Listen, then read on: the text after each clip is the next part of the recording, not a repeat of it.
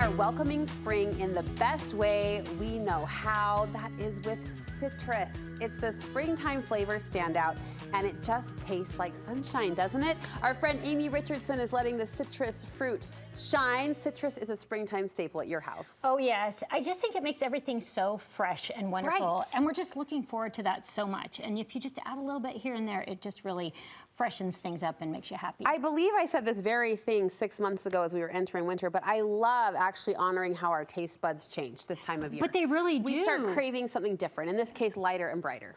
I think so. And I am so excited about these recipes that I've made because they are good. I mean, you know, I'm They not always are bragging, good. but I'm like, my girls and I had such a fun time coming up with them and everything. Brag away. First, though, we need to have a tool that allows us to make zesting a little bit easier. You have 3 that you recommend. Okay, so this is a microplane. All of these you can get on Amazon, and I love the microplane because it just does such a fine job. It's so fast, it's so fine. Yeah. But you do have to be a little bit careful because you can get down to the white part really fast, which is a little bit bitter. So protect your fingers. So yes. Oh, you were worried about taste. I was worried about taste, skin. I mean, Okay. Fingers. Fine. We need those. Okay, then we have this kind of like a little, and you do it across, and it makes a beautiful ribbon. Oh, okay, for the longer strand. And I love that. Yes, for the longer strand. Okay.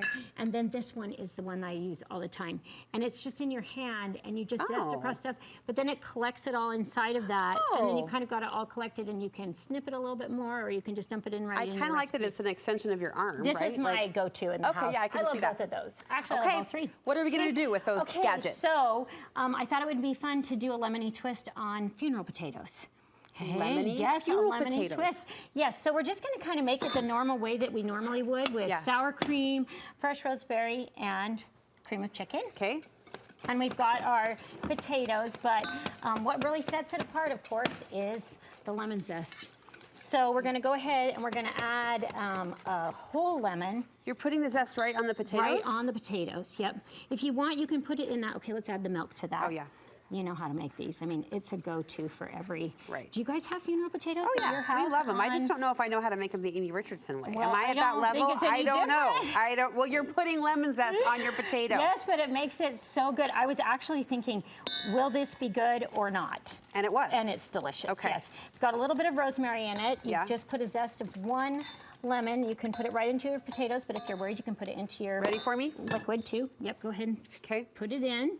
And the sour cream, I think, really elevates this one, too. Well, the fresh rosemary, are you kidding me? It's what cheese are you using? Smell this? Okay, this is Gruyere and Swiss, and you just pour that in, bake it up into your thing, and then top it with panko. Okay, I'm going to stir while you keep going. Okay, we're going to go, you want to go on to the tan Hawaiian princess? Yeah, I do. Okay.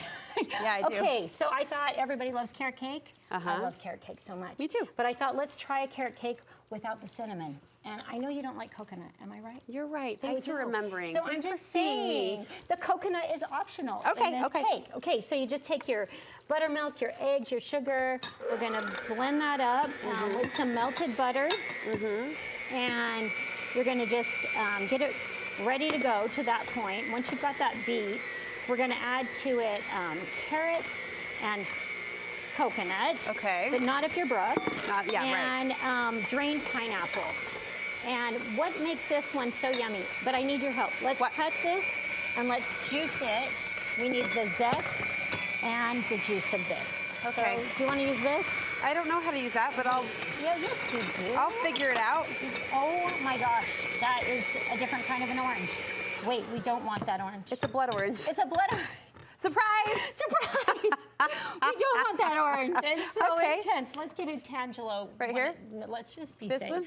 Yes. Okay. And we're going to put that orange right into it. Wow. That would have been an interesting carrot That cake. would be kind of not the light and springy carrot cake we're hoping for. What do I do? Okay, look at you go. You're amazing. Do I need to cut the end off? No. We're just going to stick it in there like that. Okay. And then we're going to just press it down. This is fancy and romantic. This is like...